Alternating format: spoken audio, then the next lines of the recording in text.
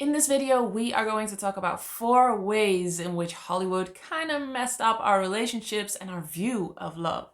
I am Pauline and I am so happy you are here because this might seem like a light video, which it is kind of, but I do want to stress the significance and importance of this. I read a study that showed that women that watch romantic movies a lot actually are unhappier in their relationships than women that don't because of their expectations. And so we like to think, I know I like to think that I'm, capable of knowing and seeing that Hollywood movies are not real. They are not real life. They are not the truth. We know that, right? We hear that. And yet, these are examples being portrayed for us in a very realistic way. And so what studies show, multiple studies show, is that it definitely has an impact on us. And it doesn't matter what your educational background is. This is true in all women pretty much that watch romantic movies. So I always thought I was kind of better than that in a way, that I would be able to discern what was real and what wasn't. But looking back, I can see so clearly how I was very influenced by Hollywood romantic movies. And once I started to learn about how these movies are written and how they are, how these stories are made, I was much more able to just kind of look through it. And when I started to do that, oh gosh, that became very interesting, because then you see that actually a lot of these movies are pretty problematic and can display very toxic relationships, which is then what we have as examples and we take into our real life. So this is a very important video and this is very important to know. So back up a little bit to how Hollywood makes these movies, how they create these storylines. The first realization I had, and I had to have, was these movies are not real life. They are not made to be an example. They are made to entertain. And to be able to entertain, they almost always follow the same kind of pattern. First of all, a very just safe, healthy relationship is not very exciting to portray because it's pretty calm and stable, right? But also, the storyline in these movies pretty much always follows a W. And with that, I mean, and I read a whole book on this, or an article, I don't know, on how these storylines are created in a W shape, which means that when the movie starts, you find the lead person, the lead lady, mostly, right, in romantic movies. And she's okay, she's fine in her life, she's doing pretty good. And then something happens, maybe she already meets her love interest. And then something happens and it's like a setback. Something is not going right. They can kind of grow closer together because of this setback, and then everything is going right, and then you think, oh wow, they are together now, everything is going to be fine. And then something even worse happens and you think, oh well, they are never going to be able to recover from this. How are they going to continue and find each other again? So this is mostly the point where, if there was lies about identity, which crazily enough a lot of times happens in these romantic movies, that somebody is lying about who they are or not being truthful about who they are. It's very, very interesting.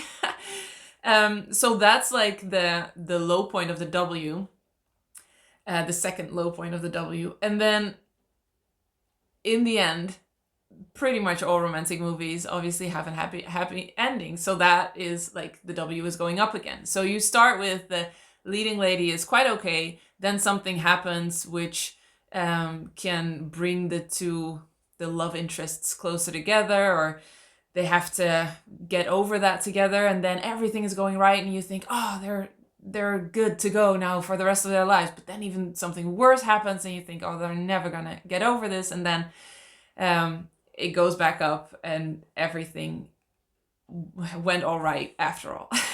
So that's like that W shape. And when you know this and you start watching movies kind of with a more analytical mind, I guess, it really helps to see that pretty much all stories are like this, and that's not real life. It doesn't have to be that way. And I think especially when you have a fearful avoidant attachment style, you are very, very, very used to that, W kind of pattern, just ups and downs and ups and downs and ups and downs. So I think for fearful avoidance specifically, these kinds of movies and storylines that follow that pattern can be very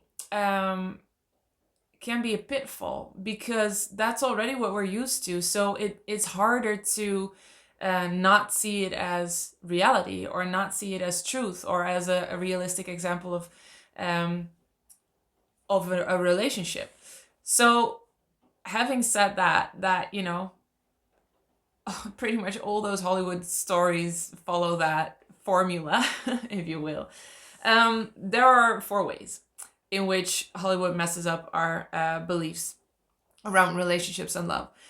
And I don't know if you've noticed, but so many of these Hollywood movies start with the love interests hating each other, not liking each other. And I think that's kind of changing now. I see a lot more healthy, or I see somewhat more healthy relationships being depicted, where it's not that extreme. But especially if you look at the romantic movies that came out in the 90s and the 2000s, the knots, this was a very visible thing, that they first kind of hate each other, or there is something going on, so that you as a viewer cannot even imagine that they would end up together.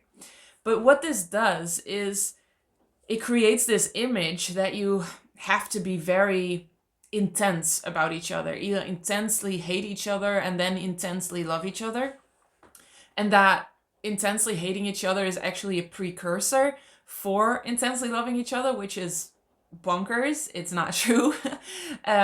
So that pattern of first hating each other, then love, that is just entertainment, because the only reason they write that in the movies is because otherwise, if they start out liking each other, loving each other, it's not as exciting as wondering whether they will be the ones coming together or not. So that's the first way. Then the second one is, the more passionate the relationship is, the more real the love is. And this is just, I could talk about this for hours. It's so wrong on so many levels, because in movies, a lot of times there's so much focus on like the feelings and the intensity of the love, and therefore also the drama, because a lot of movies start with first them hating each other and then loving each other. So there's a lot of intense emotion which play out very well on the screen. That's why movies use that, or have that. But it is not true that the more intensely you feel about somebody, the more drama there is, the more passionately you fight, that there is more passion. That is so not true. There's been a study into this, that when you have this kind of passionate fighting, it doesn't lead to more passion. It leads to hurt. It leads to destruction. That is not to say that you can never have those fights, but it's definitely not a sign of a happy marriage. It doesn't lead to a happy marriage or relationship. It doesn't lead to anything happy. When you have such intense fights, you will need to repair. And the ability to repair is what creates great marriages, and what is actually a precursor of how successful a marriage will be.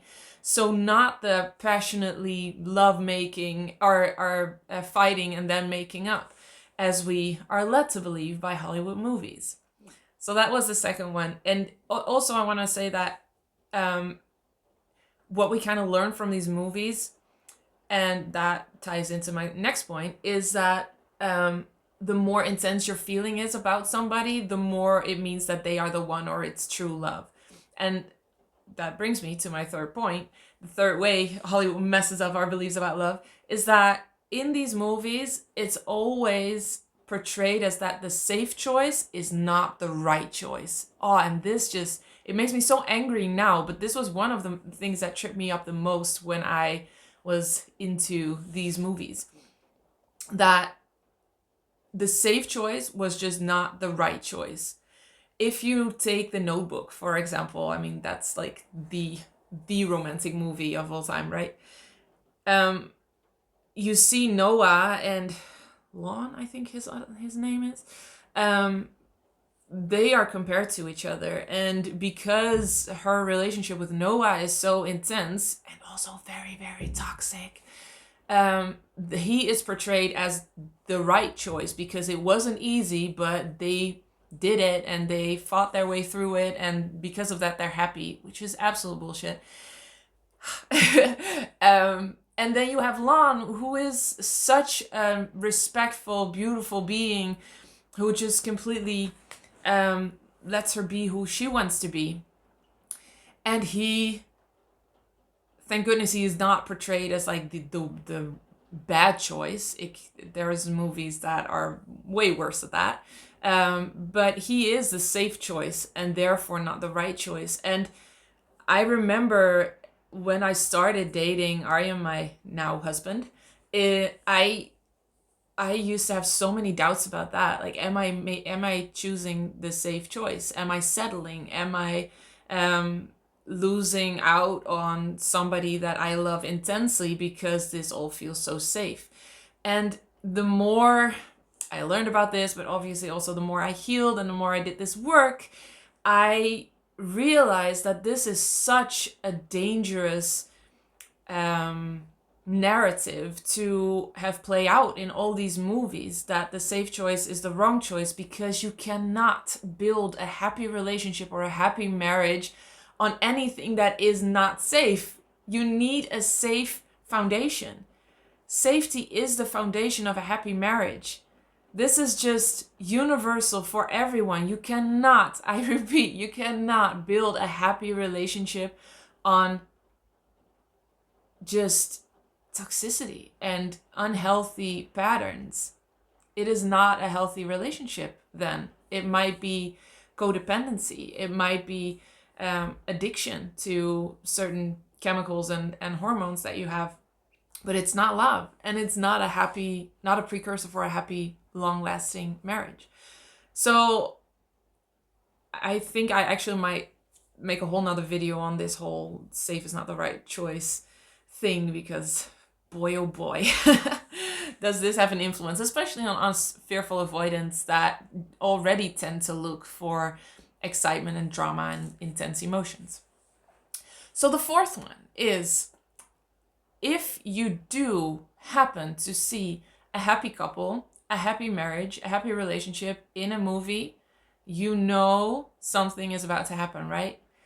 I realized that whenever I saw a happy couple that was, just unproblematically happy, I just kind of assumed that somebody would die or there would be a big accident. And you know what? In Hollywood movies, that is 99% of the times the case. So when there is a happy marriage portrayed, a happy couple, someone dies or has a terrible accident. And this, I did not think that this would have the influence on me that it did, but it did. In my own relationship, every time things were kind of just stable and happy, I tensed up because of a lot of reasons, but also because I thought, when is the other shoe gonna drop? When is something bad going to happen? And again, this also, I think fearful avoidance might have the biggest chance of having these Hollywood movies be a pitfall, because you already have this mechanism working that when you are happy, when you are relaxed, when you are in the moment something bad happens, because a lot of fearful avoidants have parents or a parent that got mad out of nowhere, or that was not safe and relaxed in themselves. So whenever you were, that was a trigger to them. I mean, we could go into that way more, but a lot of fearful avoidants have this mechanism that when they are feeling just happy and relaxed and stable and calm, that triggers anxiety. So you already have that in your system. And then having these examples of, happy marriages, happy relationships that are just calm and stable, and then something bad happens, it just completely plays into the fearful avoidant mechanism. So these are 4 ways that Hollywood messed up our beliefs. And as I'm talking, I realize again that so much of these romantic movies has to do, or actually kind of plays out, the fearful avoidant attachment style. And I am just convinced kind of that so many more people have the fearful avoidant attachment style, or have signs of it, even if it's just because of this, because examples matter. Examples matter. Whether they are in movies or whether they are real life examples, how many real life examples do you have of a happy, calm, stable, healthy relationship, long lasting relationship?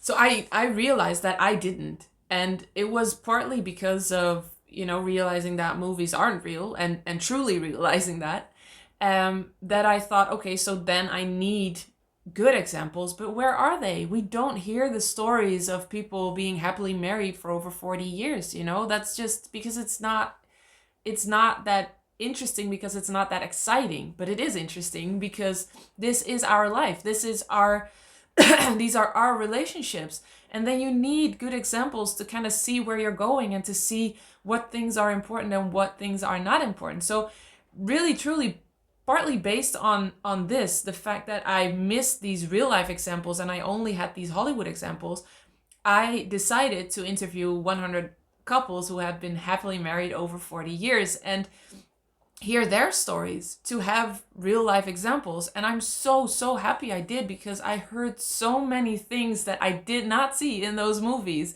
which were actually quite the opposite of those movies. And it just was such an eye-opener, and it taught me so much. And I'm pretty sure that if I hadn't done that, my healing would not have gone as quickly. But also these examples in these movies would have had much more impact on me still. Now I have other real life examples to replace those with, which really helps. So throughout these videos, if you watch more of my videos, I talk about this a lot, about these couples and what they told me. So when you watch the videos, you will learn also about real life examples and real life marriages and love and what that looks like. And it's so different from Hollywood movies. I truly could make a whole workshop on this or a masterclass or whatever. If you're interested in that, let me know in the comments below. I think I mentioned it before. I did the notebook, kind of analyzed it before, which was very interesting, and I could do that in like a masterclass kind of setting. So if you're curious, let me know in the comments below, and we will analyze the out of out of the notebook and see how it is actually quite toxic and influences our view of love in a very bad way.